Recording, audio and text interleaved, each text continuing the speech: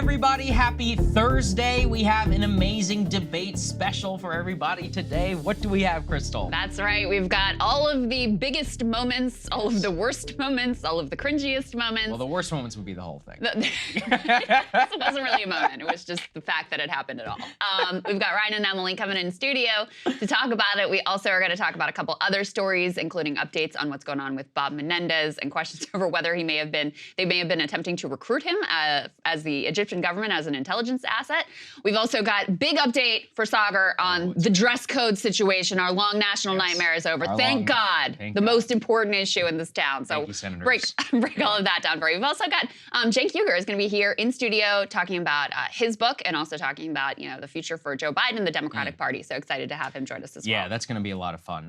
We just want to go ahead and say thank you to everybody who's been taking advantage. We've got our debate special discount going on right now. We can put that up there on the screen. It's a 10% off our yearly membership, and it's just we found that at this time, like these memberships, what you guys are doing, you guys are really helping us not only fund our ability to do these specials. We've got Ryan and Emily are going to be joining us soon in the studio. All of the late night work, our crew was up very, very late last night. We're all running on a couple of hours of sleep. We had somebody at the UAW strike just yesterday, on the ground. Jordan Sheridan will be going back with us in partnership. So all this stuff is things that you guys are helping us fund and build here, and we're really, really proud of it, and we're just so proud to be able to have people like you be the sole reason that we're able to do any of it. So breakingpoints.com, once again, you can take advantage of that yearly discount, 10% off. It's the least we can do, given the state of affairs in this country. That's right. At least we can do our part to help ease the burden. That's correct. Okay, let's get to the actual debate. So we thought that, for many of you, if you didn't actually spend any of the time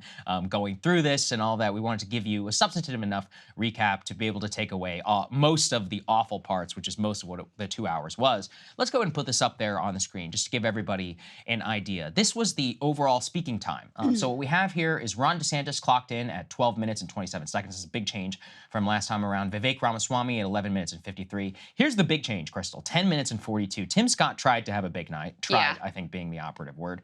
Chris Christie, 10 minutes and 32 seconds. Mike Pence at 9:35. Nikki Haley at 9:05. And Doug Burgum at 7:35, despite certainly not for his best efforts, because that man was interrupting left and right. And that's also why it's a little even difficult, almost, honestly, to talk about the speaking time, because how can you count it when they're all talking over each other? And I think that'll be a common theme of what we talk about today. On substance alone, of course, for our show, but really for the whole nation, people wanted to say, what do these people have to say about the UAW strike? And there were some revealing answers and moments from that, and we'll break it down on the other side. Let's take a listen.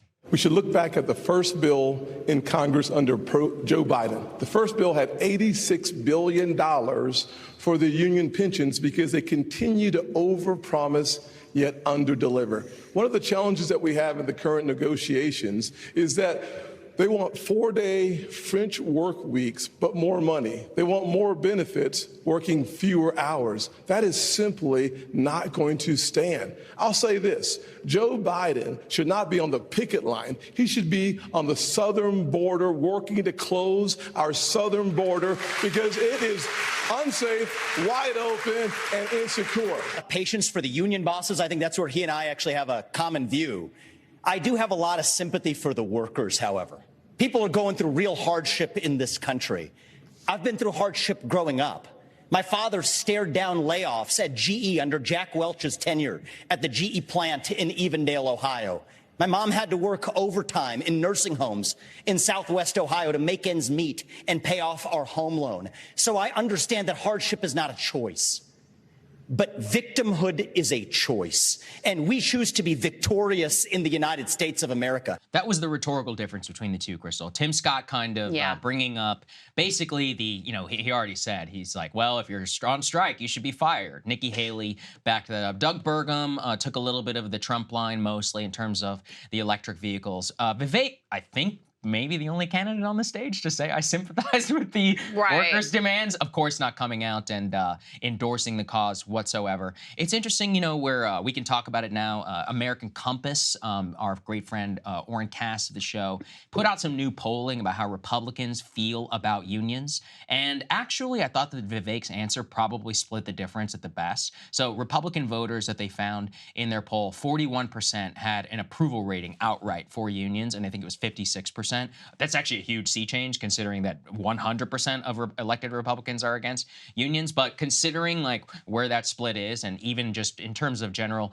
independent voters, Vivek tried to split the difference between the traditional Republican line and the emotional sympathy, I guess, to what they are asking for. Yeah, but in terms of policy, it's not like any of them are actually different from each other with regards to Probably unions, correct. as far as we know. And so, yeah, I mean, this is the extent of the quote unquote populist shift in the Republican Party, being willing to, sort of say, like, I have a little bit of empathy for the workers, even as you're continuing to spout the same, like, corporate talking points about quote unquote union bosses. But I guess that is a step in the right direction, as opposed to Tim Scott, who would not only want to fire the workers, but want to allow them to suffer in their old age with no pension after Wall Street absolutely destroyed these pension funds during the 2008 crisis. That pension thing, I know it irritates you Yes, too. very much so. It irritates me so much because actually the issue is that they didn't bail out these pension funds sooner after a bunch of Wall Street ghouls basically tanked the central states' pensions. I mean, what he's calling for is like, retirees to suffer and die penniless after they'd been promised a decent pension. So anyway, that's just like a particular point of contention for me. But you don't have anybody on that stage who's willing to actually overtly say, I back the workers and I back their claims. It's all just rhetorical shifts, okay, but no real substantive difference from the trajectory of Republican policy over many decades, which is something that we'll see too in terms of Trump's comments and Trump's speech that we'll talk to Ryan and Emily We're going about to talk later. about that in a little bit. You're right. I mean, on the Tim Scott thing, it's just one of the most dishonest things I've honestly ever heard, because he's basically blaming the unions for not having their pensions be 100%. One of the reasons why the pensions are underfunded with the mandate is because, as you said, in 2008, they were absolutely destroyed and had to take a haircut after their hedge fund managers and others and their benefit managers and some of the other financiers that were involved in the process gambled with their funds. Yes. And a lot of that even traces back to the fact that many pensions had these rules in place. We can go all big short for a while, and they're like, okay, you can't invest in anything, and so it's AAA rated or whatever. And when the rating system, though, was rigged, these poor pensioners had their money completely wiped out. And then that happened again, actually, in 2020. And look, I think public sector union and discussion of all that can be a separate thing, but we are talking here about hardworking retirees who, it's not that the union promised them, by the way, the company also promised them what this was. And the American finance system absolutely wrecked it. That's not the union's fault. If anything, he's making an argument for much more stringent regulation whenever it comes to management of institutional funds, of which so many hardworking people rely on. Yeah. Okay. Let me, one more thing on this, because this really gets under my skin. Yeah. So the backstory here is that the Central States Pension Fund, this is for Teamsters. So we're talking mostly about truckers, truck drivers, the UPS workers, et cetera. And because there had been so much like corruption and mob ties, whatever, with the Teamsters, they had been under government decree. So the government was actually closely scrutinizing, watching these pension funds, and put these Wall Street ghouls in charge of it that then gambled with the funds. And of course, they have all these incentives rather than putting the money in things that are going to be relatively safe to make these big bets, because they get bigger fees when they do this. And this is a consistent problem that we see with pensions, and it all goes back to Wall Street greed. This pension performed so poorly under the, supposedly bright minds of Wall Street that it actually did better when Jimmy Hoffa was running it and using it as his personal piggy bank. That's how poor their performance was. When you had like a crook at the top who was stealing from the pension fund, the workers actually did better with that than when Wall Street was running it. Wow. Just so you know the backstory. Right. So, well, it raises a more meta question. Who is the real crook? Okay. Oh, well. We'll get to that. Something that we were alluding to is that one of the reasons, for those who watch will know what we're talking about, it was very difficult to watch. The moderators had no control. The questions were awful, but most importantly, the candidates themselves, it just turned into a total clown show up there. There was so much crosstalk. Very often, I'm talking 10 whole minute blocks. You had no idea who was talking, what was even debated on the stage. We have a little bit of a mashup that we can show you just to give you a little bit of a taste for those who want to just tune in and be like, okay, so what the hell happened? This is what it was like all night, guys. Let's take a listen. Honestly, every time I hear you, I feel a little bit dumber for what you say because I can't believe that here you've got a TikTok situation. They were there before I even showed up at the residence. You are scrapping. You are scrapping. You know I fought taxes. Here's a fact, though. I cut taxes. I loaded up our You wanted a gas tax increase, and then you wanted Ladies and gentlemen, we do not intend to go ahead like this. Yeah, guys, it was that times probably like 1,000, and it just wouldn't stop. And it was honestly, painful. I blame the moderators here probably more than anyone. At one point, Dana Perino was like, "We're gonna have to cut your mic." I'm like, "You should have cut his mic 45 minutes ago. Like, what are we doing here?" Well, and they would just let this go on. It just went They didn't on even and really on. try to intervene in many instances. And so, of course, that sets the tone for how everyone's going to approach it. You know, watching it, part of what was so painful about it was, number one, you're right, the moderators were it was horrendous. awful. The question, even putting aside like all the fights and crosstalk that you couldn't make sense of what anybody was saying, and it was just a pathetic waste of time, the question selection was really bad. Awful. Because that union part that we played you, that was the most substantive part of the debate. And that was in the beginning. The very first question. And you know what? I listened to that question, I was like, oh, maybe this is going to be interesting. No, it was not going to be interesting because they chose to talk about a lot of issues that all of them agreed with. You know, like they all are going to have the same issue on the border. They're all going to have the same issue on crime. They're going to all have the same issue on quote unquote transgender issue. All this stuff, like they all are the same on these things. The point of these debates is to try to tease out some of the differences that might be interesting that help people make a choice. So the question selection was terrible. The command of the stage was horrendous. And by the way, this isn't like, the one thing I can say for them, they like united the country in disgust. I agree. For the way that this debate went down, because everyone I saw in my timeline, left, right, center, didn't matter. It was all like, this was a horrendous waste of time. And you could see how each of the candidates, you know, they're all getting desperate at this point. And that's part of why you had all this like ugliness and like crosstalk and just it smelled of desperation for all of them.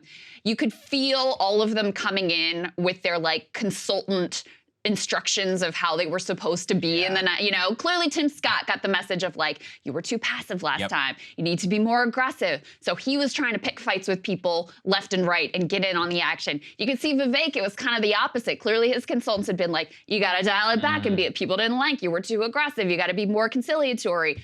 There was visceral absolute hatred of Vivek across the stage, but especially from Nikki Haley. The thing is about Vivek is he was like, let's all just be conciliatory up on the stage. He's like, look, you know, we're all Republicans. These are all good people. And it's like, dude, last time he literally said they were all bought and paid for. Right. But it's very clear. I know exactly what happened because it's funny. He telegraphed it a little bit too on the nose. He said, I know a lot of you out there are thinking, who is this guy? He's a little bit of a know-it-all. He's a little too ambitious. I was like, oh my God. What happened is clearly they did a focus group. Yes. Those were the top things. And so he's like, let me allay their concerns by addressing them head on. Now, there's a casual way to do it, and it was not the way that he did it. I'm talking about straight to cam, looking at them, just being like, I know that you think that I'm X, Y, and Z, but I'm not X, Y, and Z. And I was like, ooh, it was incredibly cringeworthy. Just the way that it was delivered. I think you're right. I mean, so many of them had these poll tests after poll test after poll tested answers, even the canned attacks. You know, we gave you guys a flavor there about freaking curtains. They were arguing about whether Nikki Haley had purchased too many expensive curtains or whatever for the UN ambassador's residence. I'm just like, oh my God, like that is the lamest possible thing I've ever heard in my life. And this was in the last 7 minutes of the debate, guys. And that's why it was a very fitting, honestly, end to the thing. We did want to pull one matter of substance, which was, and honestly, this is probably outside of the questions about Trump, which, by the way, we're missing. Why were there no real questions about Trump? Are you going to support him? What do you think about the criminal charges? All this other stuff. One of the areas where they obviously wildly disagree. On abortion in particular, there were pointed questions about how are you going to handle this, considering how much of a poison pill it has become for a lot of voters. Let's take a listen. Because I believe in life, but I also believe in states' rights. And I think we fought hard against Roe versus Wade for decades to say that states should make these decisions. And I reject this idea that pro-lifers are to blame for midterm defeats. I think there's other reasons for that. The former president, he's missing in action tonight. He's had a lot to say about that. He should be here explaining his comments to try to say that pro-life protections are somehow a terrible thing. I want him to look into the eyes and tell people who've been fighting this fight for a long time. So I actually thought that was an interesting, spicy moment. We're going to talk with Ryan and Emily about some of the more overt attacks on Trump, which I, of course, found very interesting, just about for him not showing up. But I thought that Chris Christie's answer, and he had the best point. He's like, look, I'm the only guy here who is actually a governor of a blue state. And he's like, so obviously, talking about states' rights, it's like that's probably more of a winning element. You could see Mike Pence didn't even have the gumption to like jump in there and defend, his biggest issue. But you also saw, and there's a big fight going on right now behind the scenes. I don't know if people saw, Trump gave an interview recently where he basically implied that a lot of pro-life movement was grifters. He's like, they're always raising money. I guess it's a business or something like that. Something going on. Every time with him, I'm just like, hey, he's definitely right. But it's one of those where it's just funny always to hear somebody say that. It's just, look, to me, that's one of his political strengths. He can piss off supposedly one of the most vital parts of the coalition. I saw a poll yesterday, Krystal, which says that GOP voters believe that Trump is the person of most faith in the entire race. That's why, he can get away with it if he wants to. I don't know who these people are full of themselves. And by the way, if you're like a Christian and you're like, well, I think he's the leader who will accomplish what I want most, fine. But to be like, no, you know what? That's a God-fearing man right there. That's a whole other level of delusion. Yeah. Listen, when I look at Donald Trump and I look at these other candidates, I feel like, okay, he is the person who got these justices in place and accomplished the long-term goals. Exactly. So I do think, he is the one that opened up this new, in my opinion, absolutely horrific, unconscionable landscape, which has been devastating for Republicans at the polls when people have actually gone and voted. But if you're someone who that issue was core, I do think he gets a lot of credit for that. And so it does give him a lot of bandwidth to say things that other politicians couldn't get away with. And it's Donald Trump. He gets away with saying things all the time that other politicians couldn't get away with. They're still trying to navigate this issue. I actually thought Chris Christie did a little bit better last night than he did in the first debate. But it's just very hard. Listen, the winner of this debate was Donald Trump. No question. Or like Asa Hutchinson for not making the stage and not having to participate in this madness. But the thing that always stands out to me too is, while there were some jabs at Trump about him not being there, whatever, they trained way more of their fire on each other.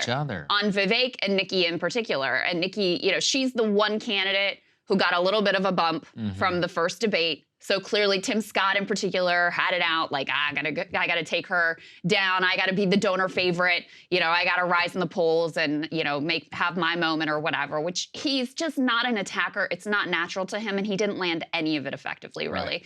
A lot of jabs at Vivek, who also has, sort of hung in there as like a solid third. He's risen to be about third place in the most polls behind Ron DeSantis. And so there was a lot of fire trained at him. Still not a lot of fire trained at Ron DeSantis for whatever reason. But you're just looking at this. This is part of why this whole thing feels so pointless. Is like the guy who is overwhelmingly winning, you're barely talking about him and you're barely punching at him whatsoever. And these attacks on like, I wish it was a potent attack to be like, you're not here and you should justify yourself to the voters. I've just never seen it actually really be politically salient, really land a strong political blow. Because I've seen this attempt many times, because oftentimes incumbents, unfortunately, feel like they don't have to debate and it would lower themselves to have to talk to the voters or have to meet their challenger. And, challengers always try to make an issue of it. And I've just never really seen it work out. We had a poll from our friends over at Jail Partners that they did for the Daily Mail, and unsurprisingly, people basically felt the same way that we did. They said, quote, who is the real winner of the second presidential debate? Number one, Donald Trump, 27%. Number two, Vivek Ramaswamy at 26%. It's funny, I'm not sure I agree with that or not. In a traditional way, I do, just because I'm always like, okay, if the new guy is getting fire and he's getting the second amount of speaking time, that's the metric that I used last time around. Guess what? Didn't matter at all. Literally hasn't seen a single rise in a poll, a substantive poll in any average that we saw afterwards. So, okay. Then Ron DeSantis at 17%, and then a smattering of Nikki Haley's, Mike Pence's, Tim Scott's, Chris Christie's. I mean, outside of the loser, again, being all of us who wasted our time on this entire thing, I don't think Nikki Haley came off particularly well last night. I'm curious what you think. I thought that she came across, it was a canned moment where she tried to go against Vivek. She was trying to recreate her moment of like, you don't have any foreign policy experience, and it shows. With the like, you know, every time you speak, I feel dumber, or something like that. I did not find anything that she didn't have a moment. To be honest, none of them really had moments. No, there was very hard to point to any breakout moment from anyone. Really. It was just a mess. The whole thing was just a mess. No one stood out. And so I agree with you on Nikki Haley. You know, I thought she had, putting the substance aside, because I did a whole thing about like her foreign policy, I think is atrocious, et cetera, et cetera. But I thought she had a strong first debate, and I thought she really exceeded expectations. I thought she was strong, she was clear, she was unafraid of mixing it up. I thought she was the one person who really kind of put Vivek in his place, you know, and had won the exchange, even again, putting the substance of the issue aside. And she needed a follow-up performance. She needed to show it wasn't a flash in the pan. She needed to consolidate that increase in the polls, that bump in fundraising interest that she had after the first debate. And she failed to do that. So in that way, I do sort of feel like maybe she's the biggest loser just because she had something to lose here in terms of being the new donor favorite, the new media darling, et cetera. And she definitely did not deliver a similar level of performance as she did in the first debate. You know what it reminds me a little bit of? Kamala Harris. Yes, absolutely. She had that first debate back in 2020. That little girl was me. She had the whole moment. She delivered it well. It had an impact. She genuinely went up in the polls. We forget now, but she went up in the polls. That was her highest level during the whole campaign. And so I was like, oh, maybe she can, you know, build on this. And then there was never another moment because you know, those scripted attack lines, those scripted, you know, sort of like fakely generated moments, they're hard to pull off more than once. Yes. So I feel like Nikki was able to pull it off in the first one, and the second one not able to land it, and just ended up looking less adult, less presidential. Part of that is she was taking more incoming from other people or whatever. But I do think that this, if you had to pick a loser, I would probably pick Nikki Haley outside of like literally everyone. Because I think I could see her slipping back in the polls and, you know, it being a little more muddled who is going to be the donor favorite going forward. And the reality is, too, I think a lot of these donors who were hoping to have a Trump alternative are kind of giving up at this point. Yeah, I mean, and they should give up. I mean, look, in the current, you know, Real Clear Politics average, where do Trump stand? He stands at 56%. Ron DeSantis doesn't even come close. He's at 14.4%. Haley then is number 3 at 5.8, and Ramaswamy is at 5.1.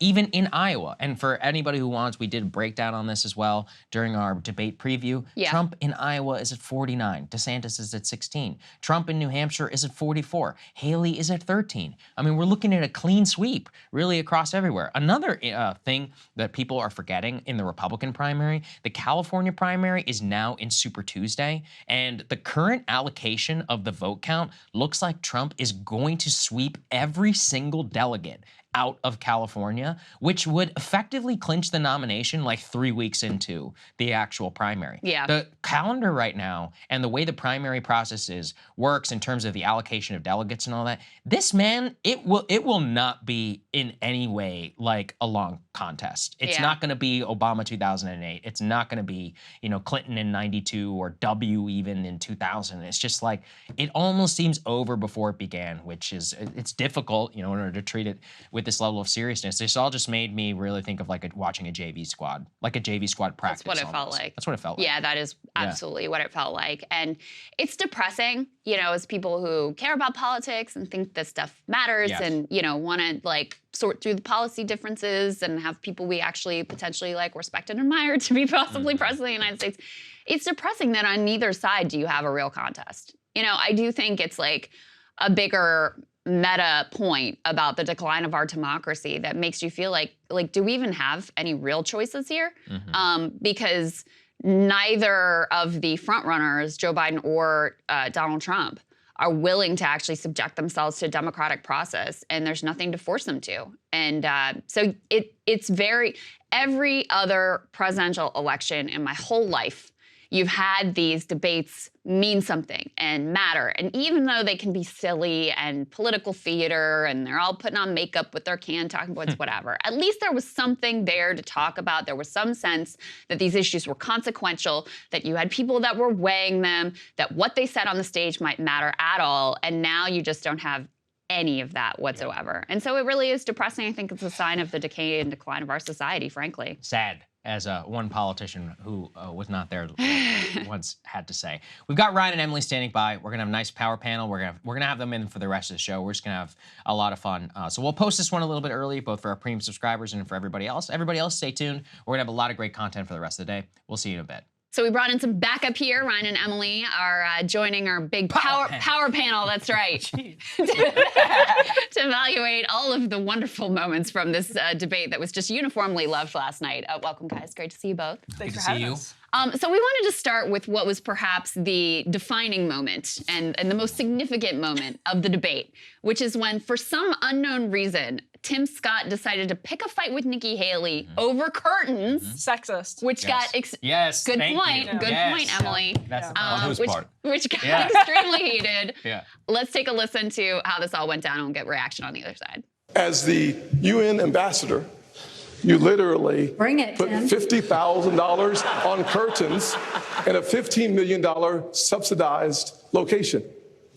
Next. You got bad information. First of all, I fought the gas tax in South Carolina multiple times against the establishment. Just go to YouTube. Against the establishment. Just go to and YouTube you want to know what yourself. that 10 cent was? When they wouldn't pass the gas tax, the establishment and the companies wanted me to do it so much that I said the only way I will pass it if you will give us all you have to do is go watch Nikki Haley on YouTube. If you will give me 3 times the deduction in income tax, then I will look at your gas tax, which is why it didn't happen.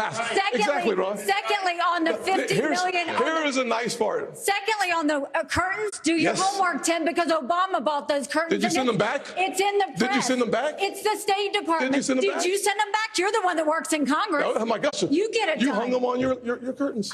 They were there before I even showed up at the residence. You are scrapping. You are scrapping. I'm not scrapping. You know I fought taxes. Here's a fact, though. I cut taxes. I loaded up our You wanted a gas tax increase, and then you wanted They were Obama curtains, Emily. Women be shopping. Women be shopping. Obama be shopping. Well, let's not act like Obama didn't hang the curtains in here. Yes, that's right. We all know. I mean, I thought, guys, that it just the reason we picked it is that was 7 minutes left. That was in lieu, by the way, of closing statements from the candidates, which is what's actually so insane. That was better than closing statements. And yet, that's what they chose to go with. I mean, Emily, why do you so Tim Scott, obviously, feeling a bit insecure, also from South Carolina. Everybody said, oh, you played too much of a nice guy last time. You got to land some blows. But, like, what makes people think that this is actually substantively or even, like, tonally going to land with any voters who are even watching at 10:50 p.m. last night? So much to, First of all, I think that Tim Scott sees his main attack on Nikki Haley as being that she's some sort of corporate welfare queen, which is true, by the way. She's like a queen of crony capitalism. But that's clearly Tim Scott saying, like, if there's a way for me to distinguish myself from this other very popular person from South Carolina in South Carolina, it's to call her some sort of corporate welfare queen, to say she loves federal money. I don't know if it's going to make any difference. I think we all know it's not going to make any difference. They're both jockeying to see if somehow a lane opens up where they can squeeze into second place at some point. DeSantis fails. They're able to, someone wins Iowa, New Hampshire, and somehow, listen, Donald Trump is up by it doesn't matter. Points. But if you're going for second place, that's how Tim Scott sees, in the off chance that he and Nikki Haley end up jockeying for second place, that's his line of attack against Nikki Haley, and that was a preview of it. I liked the goatee. Okay. Ryan, if anyone would know, do you know the backstory? Not that it matters, but do you know the backstory of this whole curtain situation? Because I don't even, digging into the recesses of my memory, I don't remember this particular little mini scandal. My vague recollection is that the Obama administration had done some renovations for the UN facilities. The UN ambassador's residence. UN ambassador's residence. Yeah. Okay. And so I think the key question is, you're appointed ambassador to the UN, you show up, Obama has bought these nice curtains. You hate Obama, you think he's born in Kenya, he should have been impeached. Okay. But the curtains are lovely. Yeah.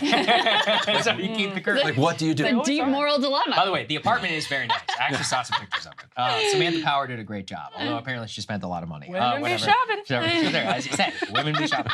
I can't stomach any more of this ridiculous convo, so let's actually get to the so-called substance of this, which was Trump's actual attack, or the attack at least on Trump for not showing up. We saw a pointed moment from a couple of the candidates, one in particular trying to make something happen, which really wasn't happening at all.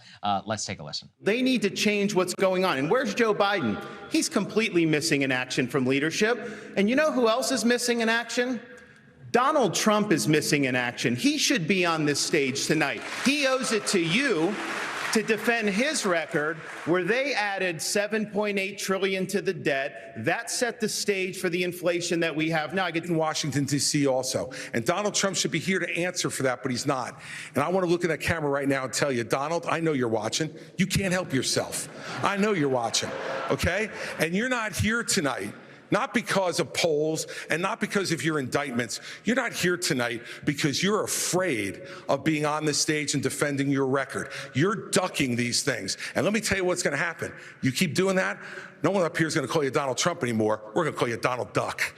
All right. I want to ask the grin that he gave himself. End. You know, Krystal, I feel like he could have just cut it right before the whole Donald Duck. It was so good. It was a good wind-up, and the crowd was with him, and they were sort of engaged, and then he throws out this Donald Duck line, and it's just like, everyone's collective groan. Boomer belly flop. Absolutely.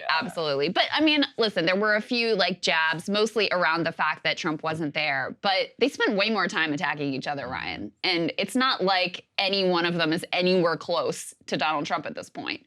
So it all feels very weak to me in terms of how far they're willing to go. And you contrast that with, the things Trump is willing to say about DeSantis or any of them. He's out now, his new line, which you can't help but laugh at because that's just how it is with Donald Trump. He's out there Ron DeSantis has fallen off as fast as a wounded bird from the sky.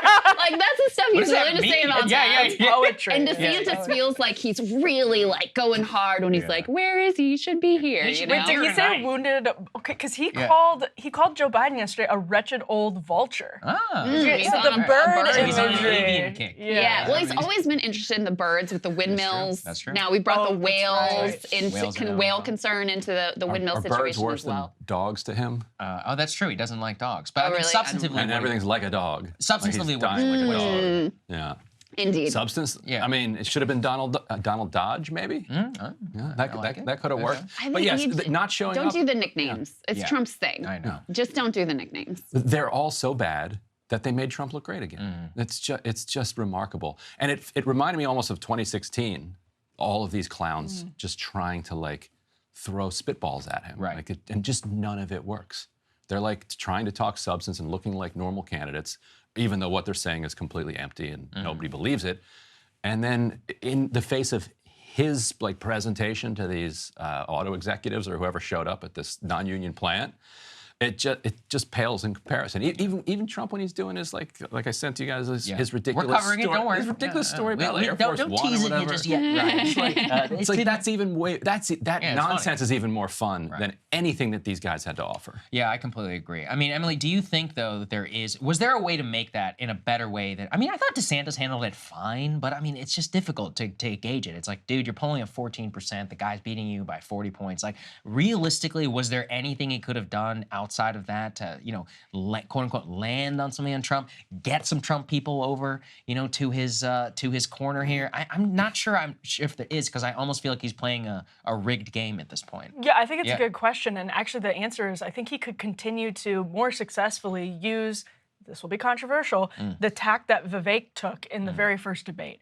where he's talking about Donald Trump. And of course, you get into these questions of like, well, if Trump was such a great president, when are you running? Well, Ron DeSantis can answer that question because he was governor of Florida and had high popularity. So that's the DeSantis approach, where he's actually trying to appeal to like never Trump people instead of just Trump curious and hardcore Trump people, which is who you absolutely need. You need to win him. You grassroots of the Republican primary. He always should have been way less in the Never Trump camp and way more. And you will automatically be put in the Never Trump camp if you criticize Donald Trump constantly. And I know that's hard in a Republican primary, but from a political strategy, his consultants had months to figure this out. Yeah. And it's pretty obvious. You're going to immediately lose the trust of those voters because they see him indictments being stacked up against Donald Trump. Whatever we think of it, the voters see that as an attack on him. Yep. It's about like solidarity with Trump.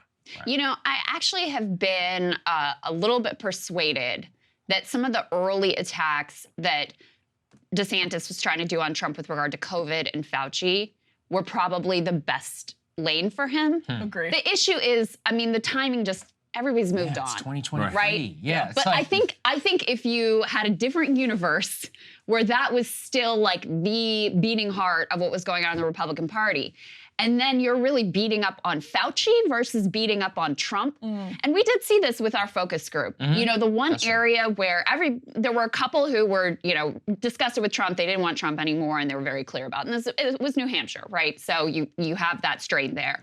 But even the people who were Trump supporters, the one thing that a number of them brought up that they had issues with his administration was around the handling of COVID.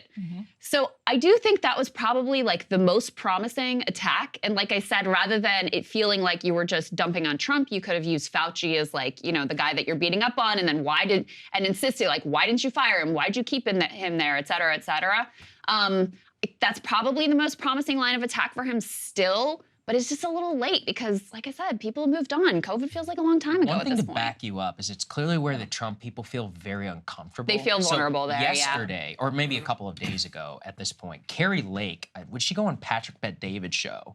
And she accused DeSantis. She was like, he was masking kids. He was doing the lockdown. And it was like, and it kind of came out of nowhere. And a lot of the DeSantis people actually got very upset. She ended up moving on, being like, let's all just agree to, it's okay. COVID was a long time ago. I'm like, well, why did you bring it up? That lady is wild. That said, she's the attack dog. She doesn't live in Arizona. She lives in Mar-a-Lago, from what I've heard. The lady's there literally every night. So clearly she's talking with Trump. She's talking with the Trump advisors. And so, Emily, clearly they feel some vulnerability there on the Fauci and COVID handling. Even though, frankly, on the substance, I've always thought, with Trump, I'm like, we live in a federalist system such that DeSantis could do whatever he wanted to do. Yeah. Which is also why California could do what they wanted to do. What is the president supposed to do? But that's a whole other conversation. Well, when Megyn Kelly started her interview with Trump, she said the number one thing I wanted to hear from my audience, people who like you, is why you shut the country down for so long. True too, and he freaked out. He did not want to answer that question and didn't have a good answer to that question, to the point where actually I was on Megyn's show yesterday and she was pulling out the receipts, like tweets that Trump posted in the time period when he was like, it was all good. Like I was delegating it to the governors. So I think it is. You're absolutely right. Both of you are absolutely right. That has always been, but it's tough because it's now 2023 and the hits don't land like they did in 2021 and 2022 because now the country sort of moved on, high inflation, war in Ukraine. It's a different political climate. So that's always been a problem for DeSantis. Yeah, I think you're right. Just to stay on the debate, continue. We were talking about it a little bit before. I was curious what you guys thought. In terms of the questions, they kept teeing them up for areas where there was no actual debate. They're like, what do you think about crime? They're like, I think crime is bad. I love police officers. Yeah, it's and like, I hate crime. I mean, Like, wow, that was really revealing. What difference would they all have? Like, where they have no area of disagreement on transgenderism, on crime, really on anything. Abortion, honestly, there probably is some disagreement. So I'm glad they spent some time there. The economy, UAW, I mean, a little bit, ish. But frankly, I would have liked to dug a little bit deeper in there and tax policy and because there probably is some difference around top tax rates, etc. But we didn't get any of that, guys. Like even the government shutdown is like kind of a big deal right now. 2 questions maybe, and 2 questions that nobody even really addressed. Nobody's and the asked about moderators didn't McCarthy. press them. Yeah. That's another area where there could be real divides between the McCarthy approach and the Matt Gaetz approach and what Donald Trump has said and whatever. And they did nothing to try to tease any of that out. And did you notice that the premise of a lot of the questions was left wing? Oh yeah, well, from the yes.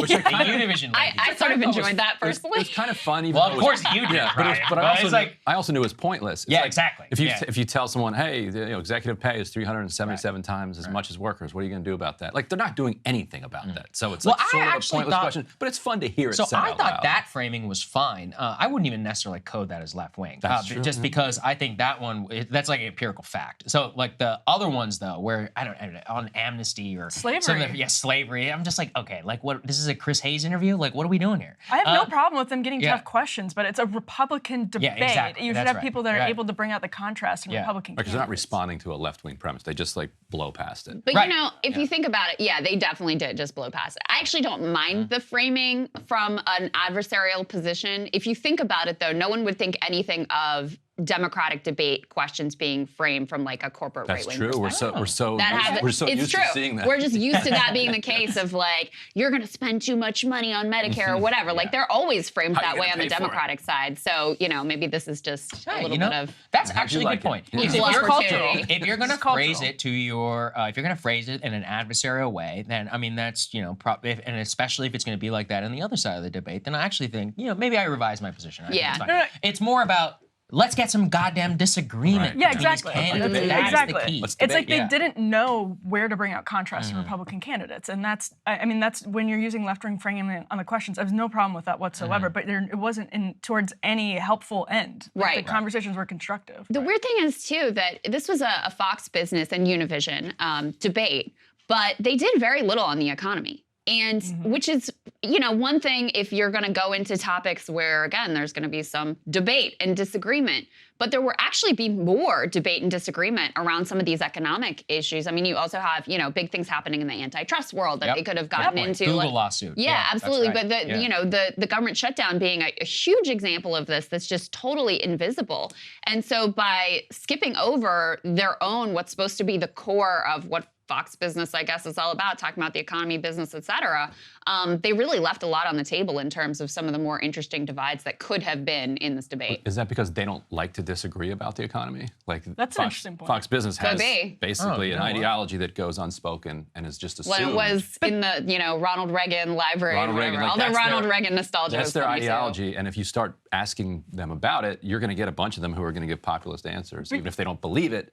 And then that's an awkward moment for Fox Business. That's true. You could ask a question. Actually, this would have been perfect. This is such a good point. This is a huge point because Reagan, Japan, tariffs, you're at the Reagan Library. The single point of disagreement that almost every single one of those candidates have with the guy who was up by 40 points and just gave a speech literally on economic nationalism. It's a phrase that he used when he was talking at the non-union plant, economic nationalism. He just gives this big speech and you don't draw out the contrast between all of the candidates and that big, like the single divide, the biggest divide between them and him on policy is that he is out there talking about economic nationalism. Whether or not you believe he'll deliver on it is a different debate. But that speech was the new right in an address. Yes. And so to not push them on that, now that you guys brought that up, I think that is actually a huge mistake. It's an important point, and it's also one where, Pence was trying. He's like, we cannot fall to the siren song of populism and like all this other stuff that he's bringing. Wondering why he's on the wing of the stage. It's very interesting. You can't have a meal alone with populism. Yeah. I forgot that he made that joke about how he's been sleeping with a teacher for 30 years. About Joe Biden sleeping with a teacher. Well, 38 years. Christy brought it up 8 first. more years It of was so sex. creepy. It was Christy so talking about Everyone it. needs to stop. Wrong. Everyone stop. I hated that. I didn't like when absolutely he hated that. mentioned I thought the it was really Biden thing. disrespectful. Yeah, he should have gotten 5 minutes off the stage. Yeah, That's a good way to do it. Yeah. But you Go could away. see Pence debating whether or not to say it. Like the wheels were turning in his head. He like sort of slowed down. And if you missed this moment, he said, Chris Christie said that he had been, Biden had been sleeping with a teacher for years, referring to Trying Dr. to make Joe a Biden. anti-teacher union point. Exactly. It was super bad. And then Mike Pence is like kind of looking in the camera. He's like, well, I've been sleeping with a teacher for 38 years. And then there was a pause, and everyone was like, is that real? Did that actually just happen? Both of you off for 5 minutes. Call the police. This is terrible. Why don't we call? Let's move on to Let's move on.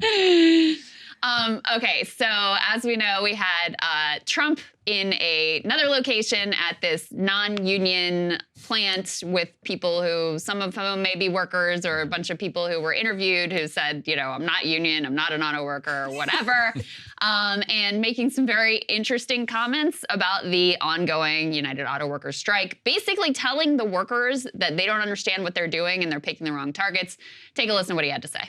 In other words, your current negotiations don't mean as much as you think. I mean, I watch you out there with the pickets, but I don't think you're picketing for the right thing. But if they endorse me, your leadership, you can tell them I said it, although I have a feeling they may be watching tonight. Ryan, what'd you make of this moment?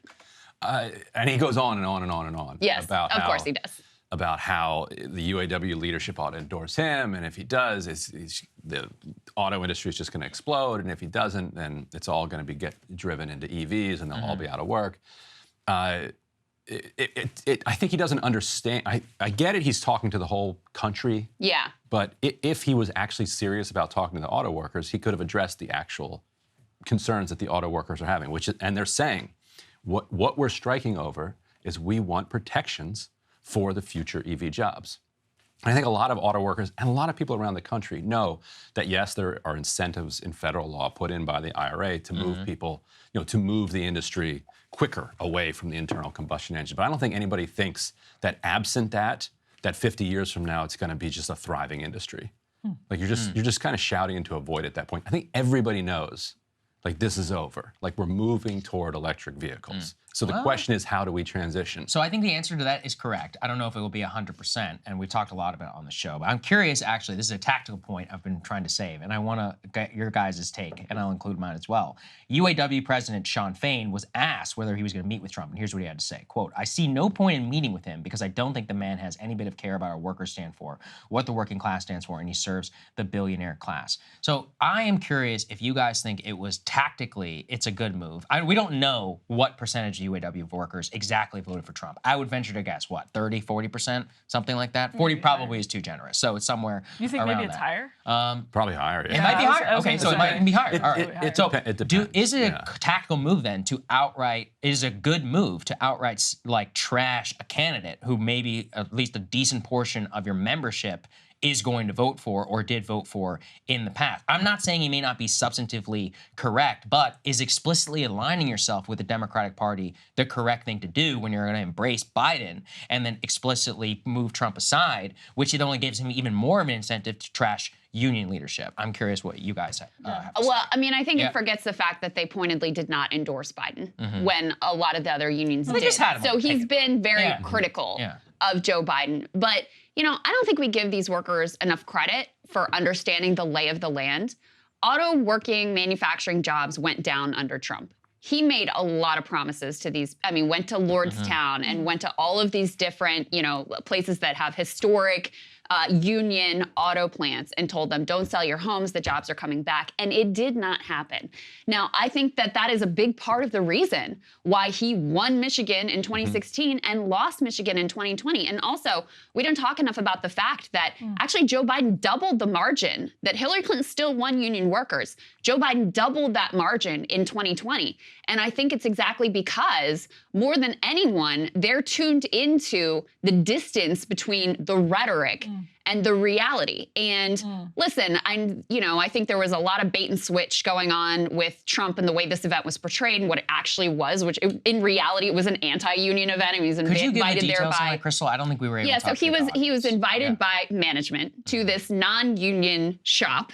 There were and some of the people who helped organize the event we know were affiliated with the National Right to Work movement, which is like the union busting movement. Some of the workers that were interviewed in the crowd that were even holding up the union workers for Trump signs were not union. So it was just obviously very different than what was portrayed. And Ryan, you pointed out, most of it was just like a normal campaign speech. It was a rally, basically. Yeah. So, many of these details may not seep through to the national public, but I can tell you this was huge news in Michigan. The local papers were covering it extensively. The local papers were covering extensively the comments from Shawn Fain and also from other UAW leadership about the distance between Trump's rhetoric and what he actually does. And like I said, I think more than anybody, they have seen the broken promises from him when it comes to labor. So do I think it's a mistake for Shawn Fain to, invite the president to the picket line? You also have to think, these workers are risking a lot to go out on strike and try to achieve better wages, better working conditions, et cetera. You think they're going to turn down either a Republican or a Democrat, the president of the United States coming to stand with you, even if he's not your guy, even if you didn't vote for him, even if you're not going to vote for him?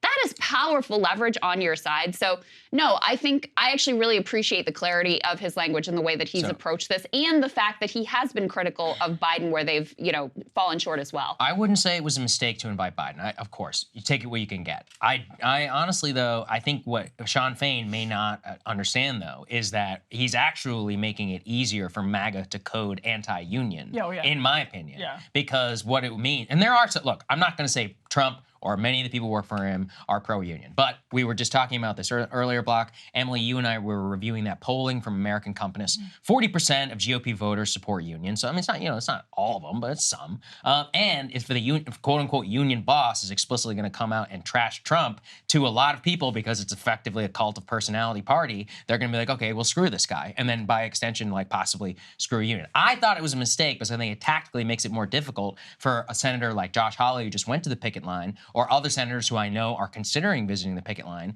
It will make them appear almost as if they are crossing into Democratic territory. And again, I don't agree with that. I don't think that's the right thing. But I thought that his statement explicitly coming out to trash Trump like that, I thought it was a tactical mistake. If he wants to achieve any sort of bipartisanship. If he doesn't, that's fine. Maybe he thinks it's a lost cause. It probably is. But I'm saying, if you want to even attempt to get it, it makes it more difficult, in my opinion. I'm curious what you think. And of course, we need to get a response. Yeah. I was thinking actually back to Tea Party times. And I'm thinking, if someone had done what Donald Trump did last night, which was, again, rhetoric versus results, totally different. There's a gap there that I think, again, you could have actually had the Republican debate focus on that, in fact. And the Michigan question is huge. I think that's such a smart point.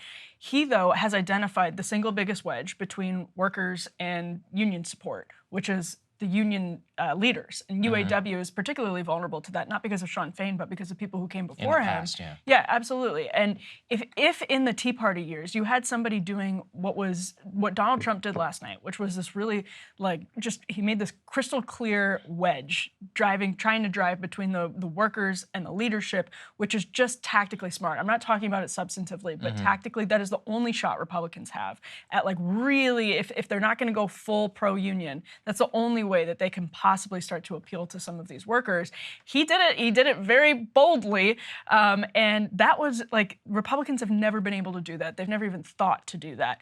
At the same time, I do think it's very, very true that Trump is the rhetoric versus results in places like Michigan, Pennsylvania, Wisconsin are going to be a real problem for him, because people think of union membership in Michigan. It's probably 1 in every 5 households, something like you guys might even know. It's a decent. It's 66,000, I believe. That's a really big deal. It might not sound like it, but it's a really big deal because there's a ripple effect into families and there's a ripple effect into communities. And so actually this is huge news. And Shawn Fain coming out and just going hardcore against Trump. On the one hand, it does make it easier for Trump. On the other hand, it makes it harder for Trump. It's just there's two sides to it, I think. I can see it.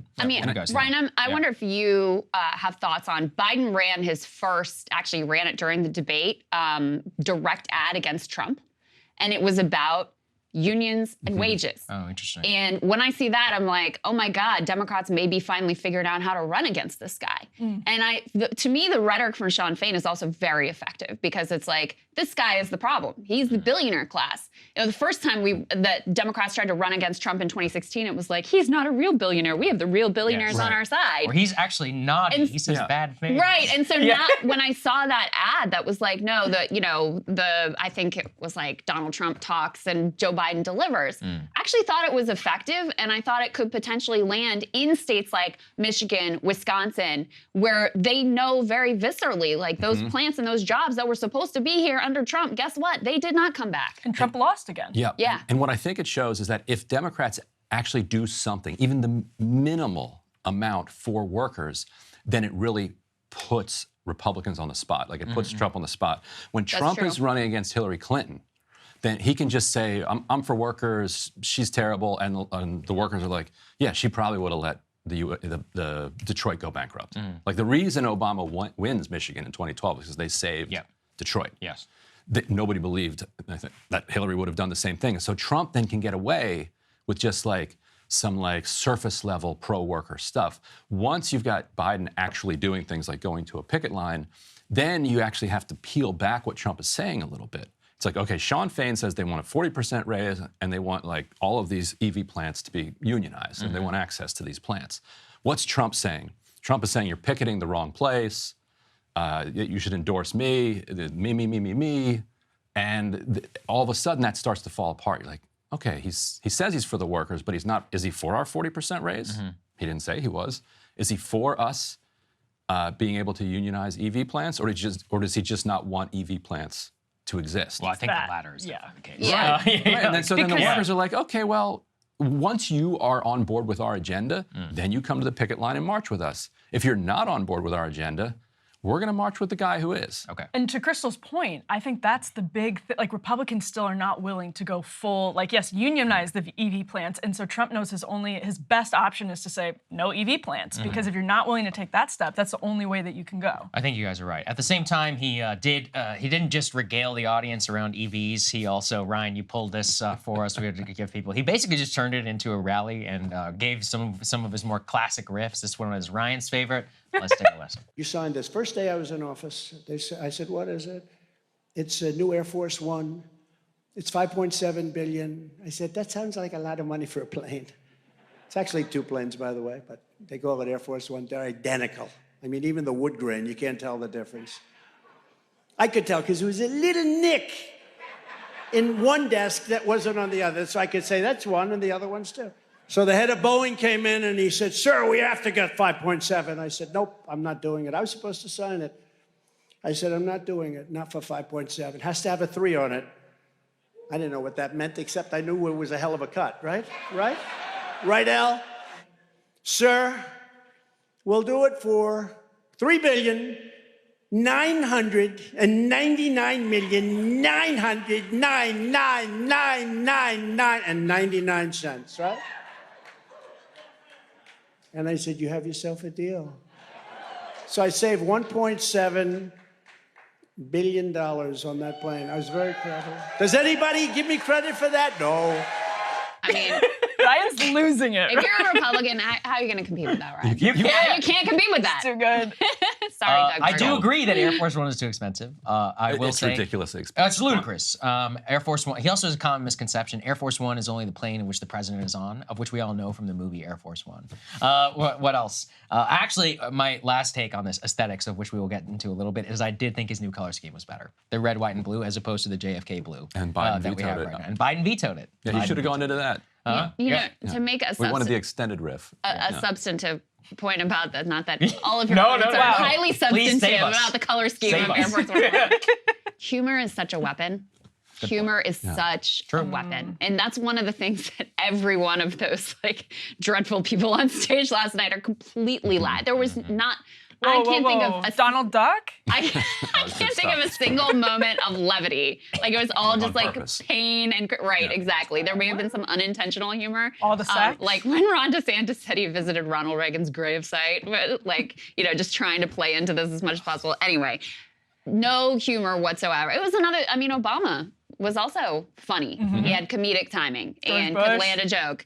George W. Bill Bush. Clinton. Yeah, and it really, maybe it shouldn't be this way. It should be about the substance or whatever, but it really is so powerful and so difficult to overcome when you're up against someone who is actually just genuinely funny, whether you like him or hate him or anything. I totally agree. There I was- also think Obama was unfairly slandered for "you're likable enough, Hillary." I thought it was a great line. It was a good line. I don't think he took way too much for it. There was a I think he right. moment where the moderators last night asked them if they could be the next Ronald I Reagan, saw that, essentially, yeah. meaning that they could have like a generational pull. Like, could you have a legacy like Ronald Reagan's was essentially the question.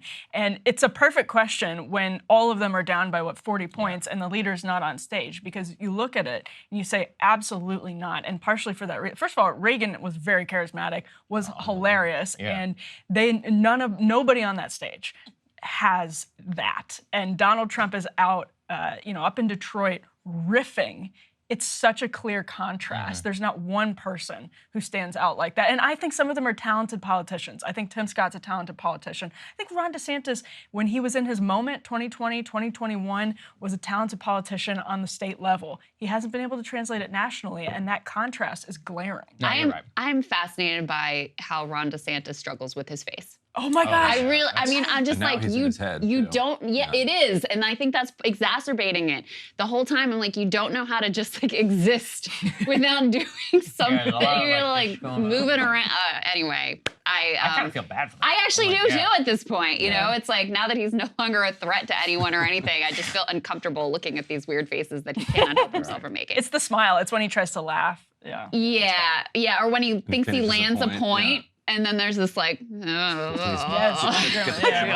the camera away from him. Done. Anyway, let's move on to another big story outside of the debate that has been ongoing here in DC, which I'm actually, there's a couple elements of this that have become very interesting. You guys over The Intercept have done some great reporting about some of the subtext of this indictment. Put this up on the screen, which is really fascinating. So Ken tweeted out here, Egyptian intelligence may have been trying to recruit Senator Bob Menendez as a spy, according to 4 former CIA officers. Let me go ahead and read you a little bit of this report. They said national security experts say the indictment's reference to Egyptian intelligence officials and Menendez's disclosure of highly sensitive and non-public info to Egyptian officials suggest that more than a garden variety corruption scheme, there may be an intelligence element to the charges. Egypt's elicitation of information resembles a textbook recruitment pass, an intelligence operation intended to recruit an asset. 4 former CIA officers told The Intercept. What more can you tell us about this, Brian? It goes back to the question of whether or not an asset is recruitable. Like you have to, as an intelligence agency, you have to try to figure out whether or not this person is someone you can get. Actually, and back in 2015, 2016, when people were accusing Trump of being a Russian asset, I asked some CIA folks. They're like, he's what we would call an unrecruitable asset. Yes. It's like, because you can't trust him with any information that you give him. and you don't know. Now, you might be able to like manipulate him for your own advantage. Yeah. But you absolutely, he cannot be a recruited asset. Yeah. And so the way that you start with some of these assets is you ask for small things that aren't necessarily damaging, but that they know they're not supposed to give you. And the key one here that they asked was the size and details about the the U.S. Embassy in Cairo, because that is known to be a center of kind of intelligence activity. All embassies are on some level, but certainly the one in Cairo is. And so for Menendez to give non-public information about that is A, useful to the intelligence operations of not just the Egyptians, but the Emiratis, who basically run the Egyptians' DC operation. But it's a sign that, okay, he's willing to cross lines. Which is what he did. I mean, what is it? He got the non-public information as the Senate Foreign Relations Chairman. He checked, he texted it to his wife. Yeah. And then his wife relayed it to Yeah. the man who bought her a very nice Mercedes, who she then thanked via text message. Allegedly. Not that, Yeah. sorry, allegedly. Allegedly. To all of this. It's all a little bit stunning. Krystal, you flagged this. Let's go ahead and put this up there on the screen. Currently, there are, 28 senators, Democratic like that, senators, yeah. that have come out. So more than half the caucus, actually, who have called for Senator Menendez to resign. However, not one Republican has come out to say that Menendez should resign. The only one I saw was John Cornyn, who said, quote, "I think all my Democratic colleagues should resign." That's kind of a good line, Let's give it to him. It is a good line. And I was curious, Emily, for your take as to why. I think it's because if you say that Menendez should resign, it then impugns Trump because it would imply that indictment is, in any way like some sort of fact pattern that correlates to guilt, and that they don't want to box himself into a corner, and they would rather just let the Dems play into it on their own. What do you think? Yeah, I think first of all that's right, but second of all, it's a wonderful political tool to have the Senate Foreign Relations and I know he stepped down from that, but to have him still sitting as a member of the Senate is a wonderful political tool. So why call for him to resign when you can continue to say Democrats have a likely Egyptian asset, someone as corrupt as Menendez in the Senate? But the other problem with that, though, is all the Democratic senators have essentially neutralized that line of attack by calling for him to resign. Yeah. Has Biden called on him? No, he is not. That's a big problem for the Democrats. Yeah, and Schumer hasn't either. Right. I mean, it's wild. So I've got Tom Cotton and Marco Rubio, but Tom Cotton went into detail, actually sort of overtly came out to defend Menendez, and I think his reasoning is illustrative.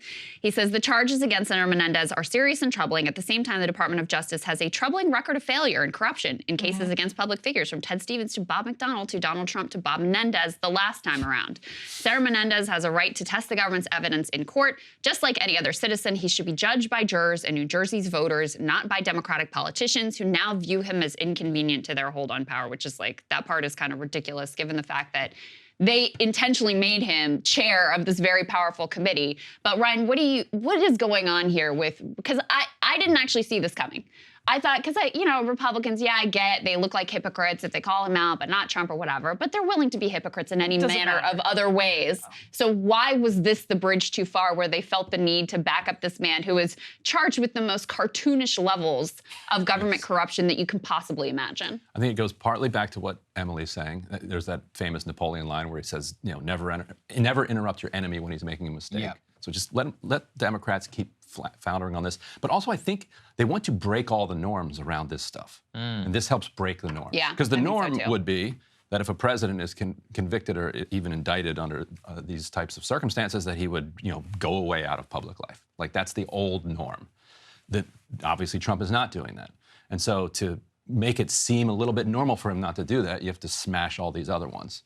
And so if you just kind of push through this, and you have corruption everywhere, then it's well, everybody's corrupt, so who cares? Well, I was just going to quickly add, there's this sort of bubbling idea on the right, or theory on the right, that, and I think it's echoed in Tom Cotton's statement, that Menendez became inconvenient because of his positions on Iran and Cuba, based on what the Biden administration wants to do, or people in the Biden administration want to do. I know, it sounds, but that is the deep state, basically, came out to get Menendez. Must have done something right if the deep state is going after him. Is that wouldn't hold water, because then they would have gotten rid of him way before that, and they wouldn't have put him made him a chair of the Foreign Relations Committee. So it's it doesn't make any sense. I mean, I think it's just Trump. I honestly think Trump is I think in 5-10 years ago, they would have called for him to resign. I think now with Trump under indictment, just saying that an elected official should resign because of said indictment, they're like, well, why would we then have to go walk down the hallway and be like, well, why should Senator Menendez resign if Donald Trump shouldn't run for president? They're like, oh, and they'd rather not get into it. And so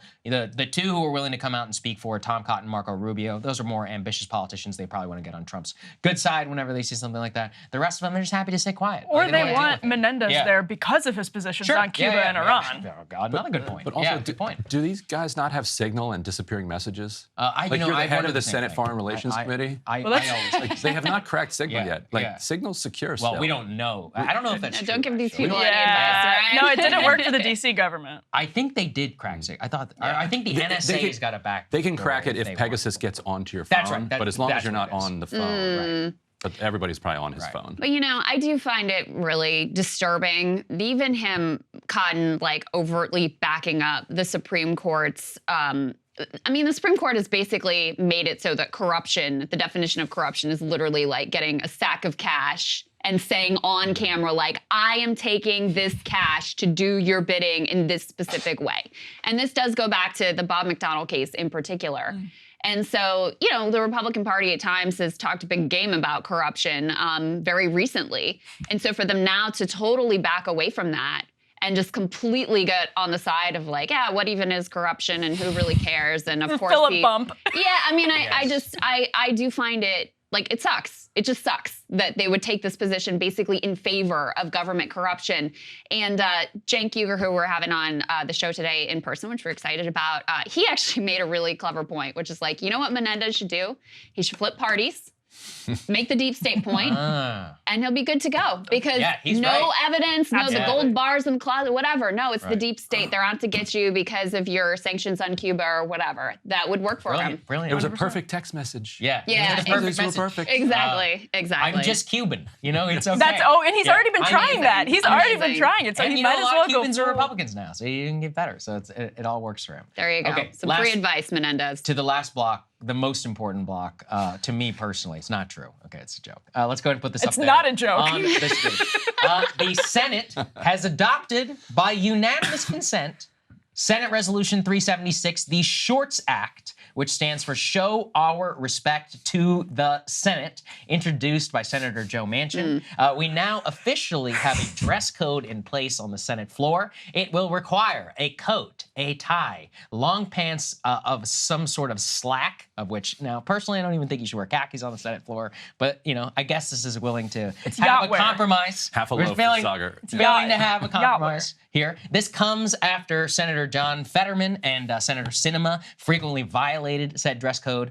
There was never actually an official dress code that was on the floor, for those who are wondering. The way that this all happened is that Senator Schumer instructed the Sergeant of Arms not to enforce the informal dress code, which was kind of written in the rules previously, allowing Fetterman to preside and be on the Senate floor in his signature shirt/hoodies and shorts and sneakers. And his colleagues rebelled. Now, Fetterman himself has backed down completely after talking a lot, big game, I would just say, on Twitter, along with his staff. Let's put this up there on the screen. He's got a strong social media game. You cannot deny that. I will deny, because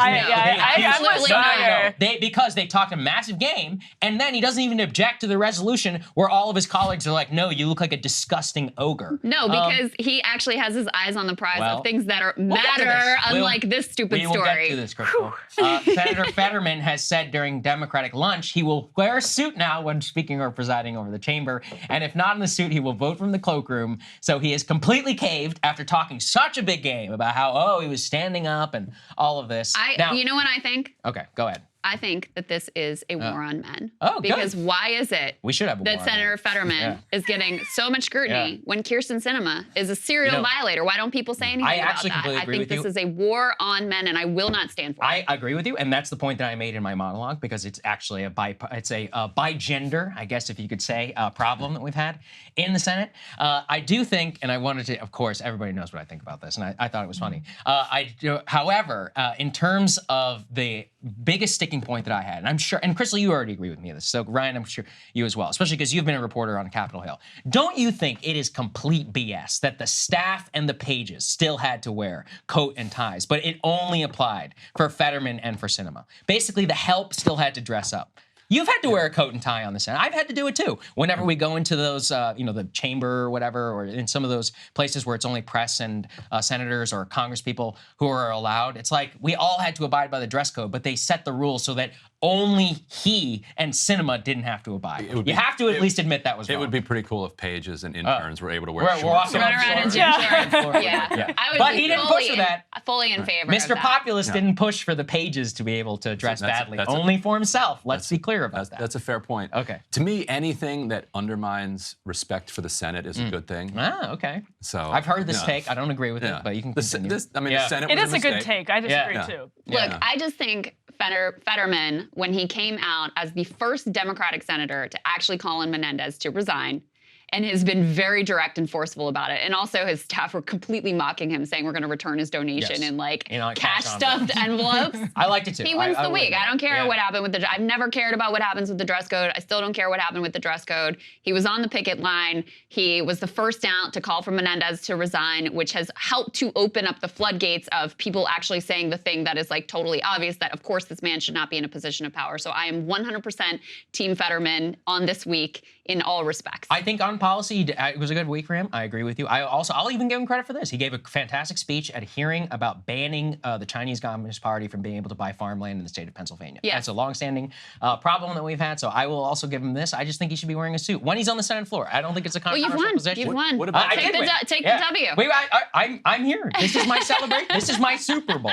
What about what about these new zip-up hoodies that like people are wearing? Absolutely not. No. Yeah, I think that was obvious. I don't even know about I do think Saagar has his finger on the pulse of something, which is that it is, I think, very obviously a proxy for how people feel about like the country right now and people's standards. Exactly right. And so I don't think it's entirely unimportant. I think like the public actually, there's a segment of the public that's like, you gotta be effing kidding me. Like my paycheck is going down. Like Bob, I agree with that.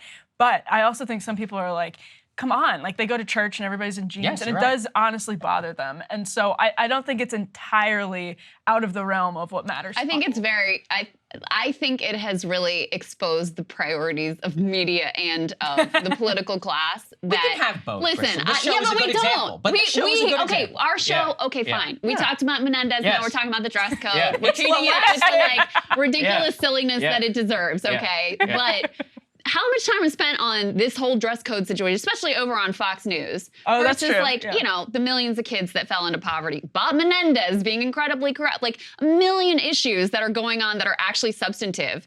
And you got Joe Manchin, who I would take John Fetterman in a thong over Joe Manchin in anything every freaking day of the week. And he's now like the hero of the story. It's just it shows me the screwed up priorities in the Senate, that they would spend so much time talking about this and debating this, et cetera. It shows me the screwed up priorities of the news media. And that's what I have to say about that. Ryan, last word. Well, I think tactically, he looked more absurd than usual with that unicolor, like outfit.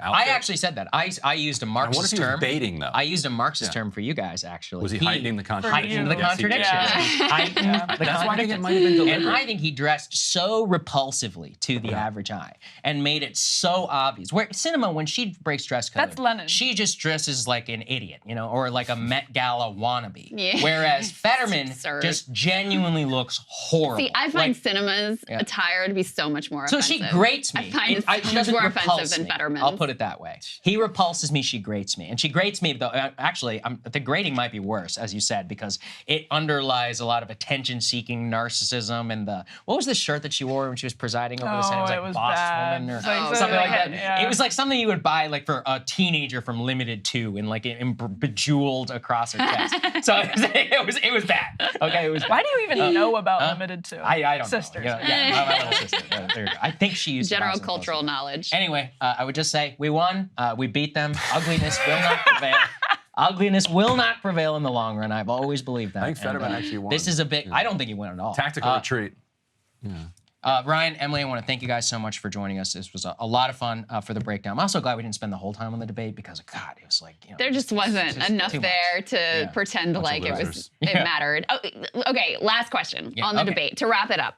Do you think anything changes in the polls? Oh, great Absolutely not. Anything changes in the polls? Not significantly. Not significantly. I don't even think it changes like on the at all. I agree. Yeah. I don't think anything moves anywhere outside the margin. I think Nikki Haley may fall a couple points. Okay. Oh, interesting. That's my. Because she did get a first debate bump. She was the one person who got a in first New Hampshire debate bump. Yep. Curtain Gate is going to be it for her. Curtain Gate. Devastating. Devastating. At the Obama curtains. How could you? Inside baseball, to wrap it all up and bring it all full circle, I want to say that they got into a shouting match before we started taping about Fetterman. So what you saw on air was also what happened off air. That's actually you want to see me get mad? That's true. This is it. All right, guys. We have Cenk Uygur standing by. Let's get to it. An auspicious day here at Breaking Points. We have a very special guest joining us in studio, Cenk Uygur. He is the creator of The Young Turks and also author of the brand new book that we have here, How Progressives Are Going to Take Over the Country and America is Going to Love It. Oh, I skipped the main title, which is Justice is Coming. So, indeed. All right. Yes. There we go. Justice is here right now. All right. Yes, you have arrived. Justice has arrived. It's great to see you, Cenk. Thank you so much for joining us. I know you went through some lengths with the red eye and all that to be able to get here, and we're really grateful. No problem. Thank you. So before we get into the book, any big hot takes from the debate last night? Is Doug Burgum going to surge into 0.6% of the vote? What do you think? Well, I actually kind of like Doug Burgum. I thought he made some practical points, had actually done some things in his life, and he was the only one that was actually trying to be substantive. Okay, having said that, no, he will not surge to 0.6. So look, I've got a similar take as a lot of folks do. It was a mess, and it looked like the kids' table. They're constantly talking over each other. Yeah. They're running for second. Although I thought DeSantis was a little strong last night, stronger than he normally is, with weird smile and all. Yeah. I thought he was a little better than the first debate. And he got in the my most opinion. speaking time. So. Yeah. True. Yeah, but all that notwithstanding, both Democrats and Republicans don't really know how to hit Donald Trump. Chris Christie's the closest. At least he's aggressive and not shy about it, not scared. Yeah. He's the only person in either party not scared of Trump. Having said that, I have 1,000 better ways to hit Donald Trump, and they just won't do it. You should put a nickname on him, Spoiled Donnie. He got $400 million from his dad. He blew it all because he's a spoiled little child. And then when the country took his toy away, which was the American government, he wanted to break the toy, right? That's who he is, spoiled little baby. You have to undercut his strength. And the Democrats keep calling him racist, sexist, bigot, etc. Dude, everybody already knows that. Okay, and for a lot of those voters, unfortunately, that's not the bug, that's the feature. But even so, it's not all folks who are, there's a lot of anti-establishment people there, especially among independents. You need to deliver on issues, and you need to attack him where it hurts. He's a terrible businessman. He's weak, insecure, a baby.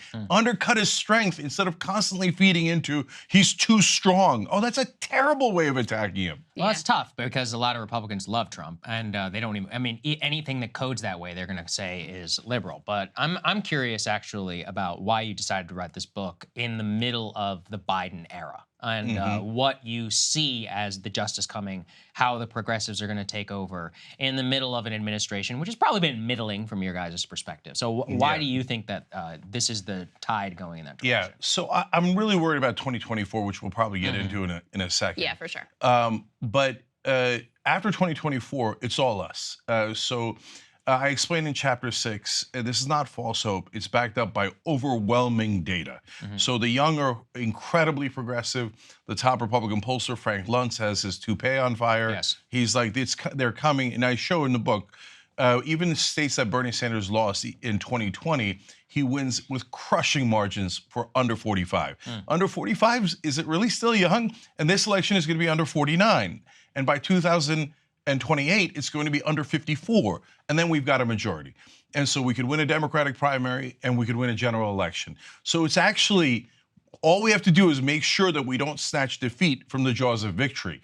There's no question we're going to win in the long run. It isn't about race. It isn't about sex. It isn't about gender identity. It's about age. We have the young on our side, and it is a tsunami.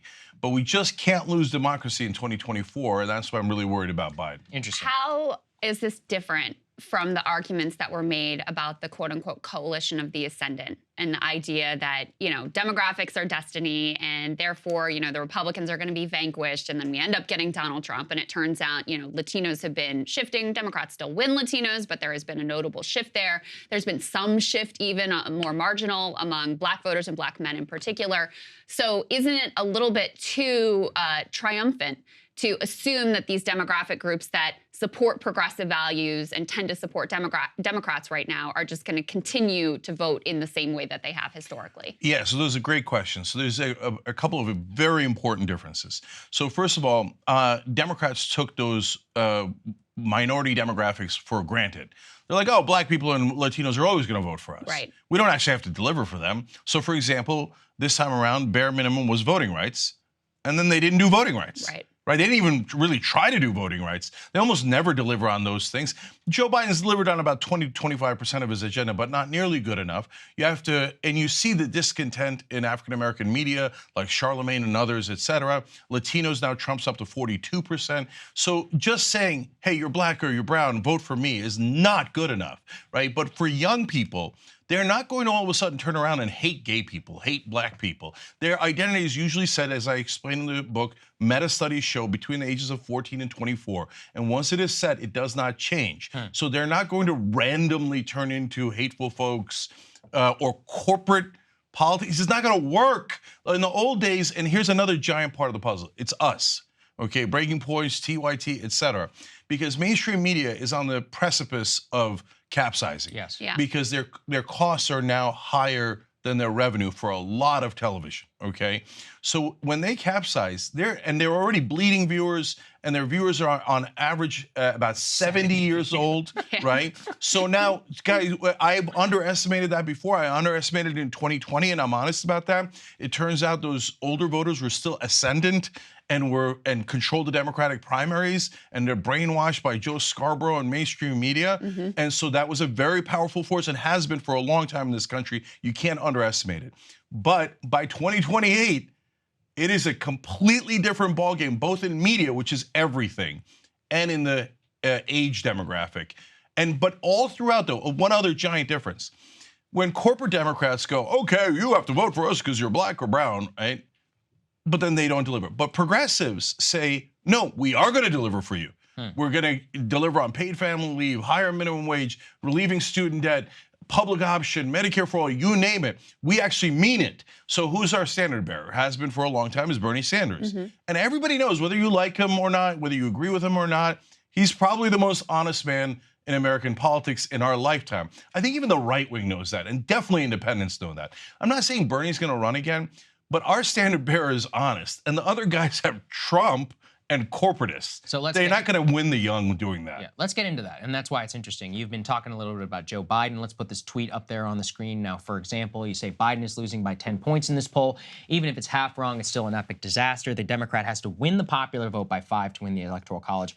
Right now, Biden is 15 points behind where he needs to be. Wake up. Now, you mentioned Bernie Sanders. I believe Bernie is, what is he, 82, 83? Probably, in my opinion, he shouldn't run at that point. So you talked about standard bearers, but there doesn't... From an outsider's perspective, I don't see a standard bearer in the progressive movement. I've seen a lot of fracturing. There's a lot of fighting going on. There's a lot of different theories of change and all that. So how, if you want to mount a challenge to Biden, what does it look like? Give us some actual names of what that would be, and then the fights that would ensue within that. Yeah, so first of all, I agree with you.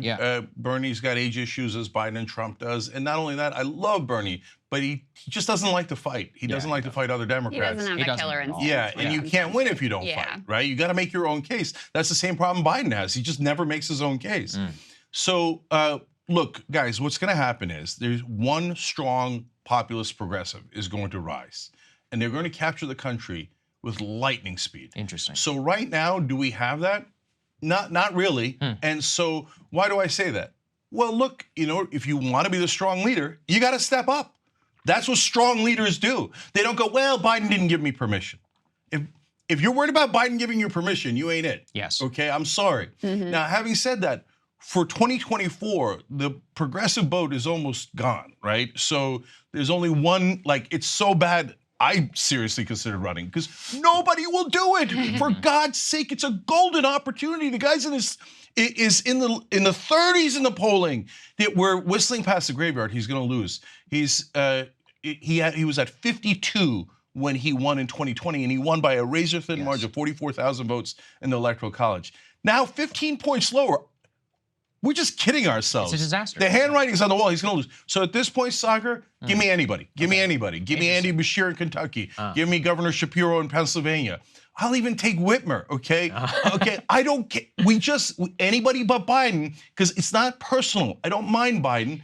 I would prefer someone more progressive, et cetera. But at this point, it's not about that. We've got to win. Is democracy on the line or isn't it? Because I think Democrats are full of crap. They say stuff like that, oh, that guy's a fascist, he's going to kill democracy. So we're running a guy who's a wounded antelope, who 72% of Americans think is not even going to make it through a second term.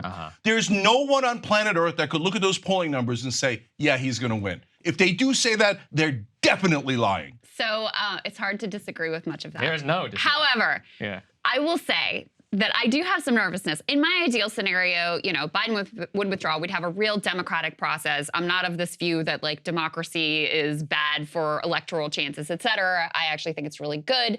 It allows people to make the case. It allows Democratic voters to choose the candidate that they think would be best suited, et cetera, et cetera.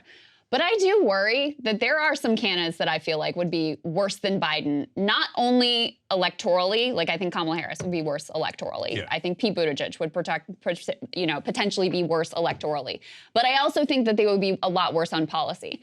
Because even though I have a million criticisms of Biden that we talk about here all the time, on labor issues with regard to the National Labor Relations Board, on the fact that he went to the freaking picket line, first president in history, he is better than the Obama Democrats in some key ways. I mean, they've tried to do industrial policy. That's been a significant step forward. They haven't done enough on the consumer side. They haven't done enough on the worker side, et cetera. They let all the social safety net stuff from COVID expire, and that's why so many Americans are feeling really stressed and struggling financially. Yeah. But I can see a lot other options that would actually be worse, both on policy and on like being able to win and defeat Trump. Do you agree with that? No. You think Kamala would be better? No. So let me be clear. Okay. So number one, this is not about Biden's record. If we were started this primary a year ago when the Republicans started or 6 months ago, it would be about Biden's record. And Biden's record is mixed. Yeah. So normal Democrats like Barack Obama do 5% of the things that they promise, and then the media declares them champions of the world, right? Biden has done about 20% of his agenda, which for politicians is a bit stunning. It still sucks, but it's like way better than some other politicians. Yeah. You're right, his record on labor is pretty good. A bunch of spotty areas, but overall pretty good. Now, but I'm not arguing that, guys. It doesn't matter how great we think Biden is if he loses. So look, an incumbent under 50 points, the old rule, everybody in Washington knows this, cannot win or does not win. An incumbent under 40 points, it's unprecedented. Jimmy Carter. I've never seen it in my lifetime. It's not going to happen. On the day that he won with only 44,000 votes in the Electoral College in 3 swing states, he had a 4.5-point lead, not in a poll, in the actual vote, the popular vote. Right. So the Democrat needs a 5-point lead for us to feel a tiny bit comfortable about saving democracy.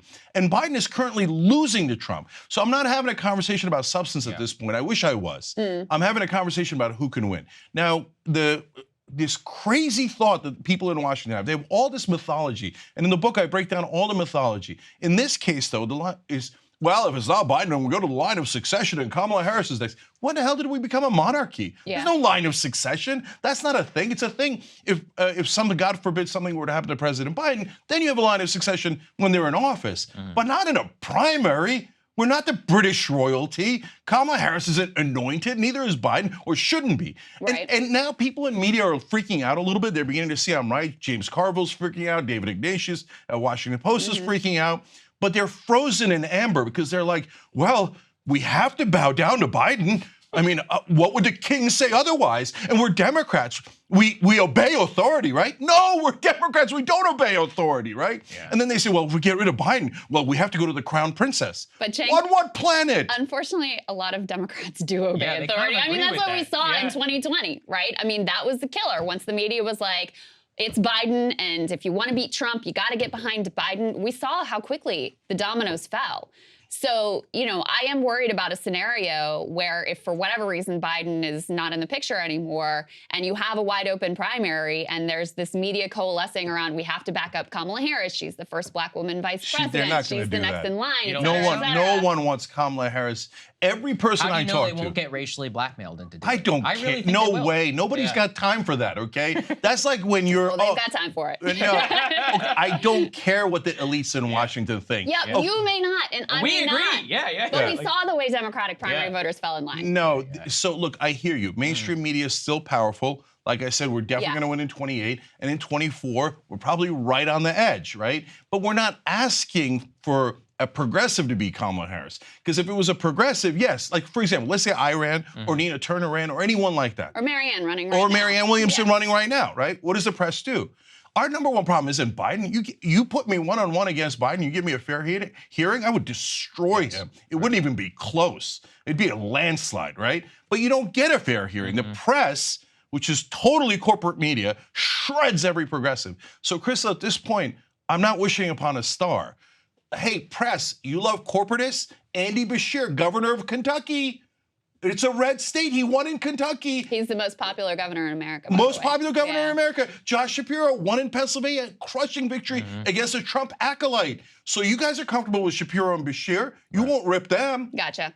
Let me push a little bit on the election point. What do you make of all of the special elections we've had recently that have had Democrats outperforming on an average of 11 points? So we've gotten used to these polls that underestimate the Republican support. It seems like, you know, in recent years that may have flipped post-Dobbs. So that's what the Biden people would point to is like, listen, the polls can say whatever they say. The polls are wrong all the time. Oh, but when voters are actually showing up to the polls, we are outperforming polls. We are outperforming the margin by double digits. What do you make of that? Okay, so first of all, did it happen? Yes. But was Trump on the ballot? No, he was not on the ballot. Right. Trump drives out crazy Republican votes. And you know that, we all know that. Yep. Second of all, saying, well, hopefully the polls are wrong, but hey, if it turns out science is true, we're going to lose democracy. Cross your fingers, right? And hey, we might get an 11-point surge. No, we're not going to get an 11-point surge in a presidential race, but hoping for that. Okay, I got a great idea. Why don't we put in Andy Bashir and he'll have a 5 or 6 or 8-point lead, and then we'll get the 11-point surge and we'll guarantee democracy. And then we could fight Andy Bashir in the 2028 primary. Somebody could run a year early. We could have fun within the Democratic Party, but this is the time for it. Look, I think everyone I don't know about that. Everybody in Washington has to decide, and especially in the Democratic Party, do you actually think democracy is on the line? Because I do. I mean, Trump is talking about killing U.S. generals. The guy's a monster, a total maniac. He's talking about imprisoning his political opponents. He tried a coup last time. Fake electors, everything. This guy's definitely a dictator wannabe. Apparently, I'm the only person who thinks that, because other Democrats are like, well, that's true. But on the other hand, we don't want to be impolite to Joe Biden. Joe Biden has a legacy to protect. He needs to be a 2-term president to fluff his ego. Let's note for the record that Joe Biden is incredibly selfish. If I was in the 30s and I thought democracy was on the line, I would definitely step aside. Yeah, the actions don't match up with the rhetoric. My last question for you. Your governor, Governor Newsom, he was all over Fox News last night. The man is making a play. What do you think of him as a candidate? Because clearly he wants it. He wants it right now. He's the only one you're talking about stepping up. He's probably gone the most as anyone. What do you think? Do you think he should run against Biden? What do you think he should do? Well, he's not going to because he's a corporate Democrat. Yeah. So if he ran against Biden, I'm not a fan of Gavin Newsom, but I would hold my nose. Okay. And at least he's young, he's dynamic, he's out there fighting the fight. I'm trying to win here, guys. We got to win. So now, having said that, Gavin is not going to run against him because he's a corporatist. So the corporate Democrats obey authority. So when Biden says, my ego is more important than democracy, Gavin Newsom says, yes, sir, of course, sir, absolutely, sir. I'll do whatever you want, sir, just as long as I'm not impolite, sir. Washington media, please don't yell at me. Please don't yell at me. Make me president in 2028. I mean, if we have elections, but who cares about democracy? Okay. Democrats, stop being so selfish and ridiculous. Do you think we have to win or don't you? If you think we have to win, Biden is not going to get a 5-point lead. He doesn't even campaign. Where the hell is he? Where's Joe Biden? I'm asking, where the hell is he? He's right here. He's not far away. In the White House. Nodding off, taking a nap. Fundraisers, and he did make an appearance on the picket line, which I very much appreciate. My last question for you, Cenk, is like, how hopeful are you that we could end up with someone other than Joe Biden as nominee? Like, do you think, because you say, because you say, listen, Gavin Newsom's not going to run against him. That goes for every one of the corporate Democrats. I mean, Gavin Newsom is the one making the most, like doing the most right now, and it's very clear he's not going to jump in this race against Joe. So do you think there's a chance? Krystal, we are definitely in an unsolvable riddle. Yeah. Because the corporate Democrats say, I will not disobey. I will always bow my head, right? And the progressives say, well, I can't run. The mainstream media will destroy me. They'll destroy my life. They'll destroy my career, et cetera, right? Right. So how do we get past that? That's why I'm desperate enough to think maybe I should do it. And I'll tell you why. Because let's say that somebody like me gets in the race. Yeah. The Democratic voters are dying for an alternative. They keep saying in every poll, for God's sake, give us someone else. Give us someone else. if someone like me were to get to 20 points, do you have any idea how quick Newsom and Whitmer would enter the race? So are you serious? You're seriously considering it? Like, yeah, I'm considering it. Okay. And I'll tell you why. Why hasn't it happened? RFK Jr. is at 20%. You know, Marianne's at like 10%, something like that. No, but RFK Jr., first of all, he's not at 20 anymore. He peaked at 20 for a brief moment until Democrats found out he's not a Democrat. Okay. Then he went. Then he dove down. And Marianne got butchered by mainstream media. They made up things about crystals, etc. So I love Marianne. You know, if she could somehow break through media, great, wonderful, etc. But it's taken a while and she hasn't broken through yet. So we need someone to be super aggressive. And if they, let me ask you this way. If you get, again, anyone, it doesn't have to be progressive, gets to 20 or 25, an outsider, right?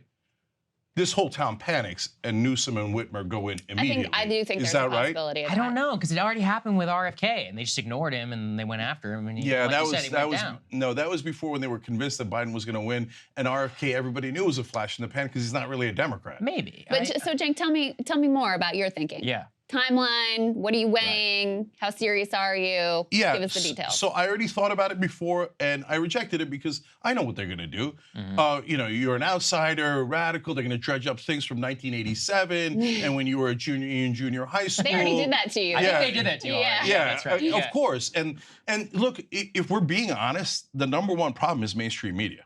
Sure. Mainstream media is the shock troops of corporate politicians, both corporate Democrats and corporate Republicans. Yeah. Their job is to eviscerate any outsider. So that's why do you think progressives aren't running?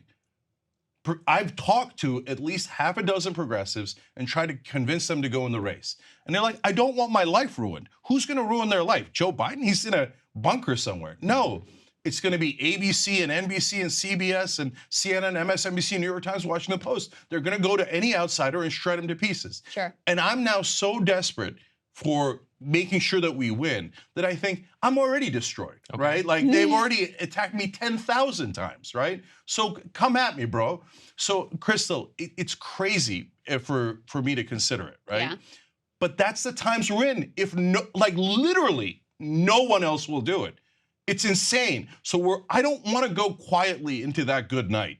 And right now, we are 100% on a track to go quietly into that good night. So what's the timeline, as Krystal said? When are you going to decide? No, if I'm going to do it, if anybody's going to do it, they got to go now. Yeah. Well, announce it. Have you Yeah. thought about staff? Have you thought about a plan? Have you reached, I mean, we know, you know, donor networks, all those sorts of things. Have you started taking real steps? So if you're going to run a campaign this late, you can't go traditional, right? You can't be like, oh, I'm going to collect endorsements from politicians. Oh, and I'm going to build up my base tiny bit. No, you got to go and hope for a grassroots tsunami. The good news is when I ran for Congress, I mean, it was a tiny little raise. We raised like 1.3 million in 3 months. I mean, if anybody can raise money, it's me from the grassroots, right?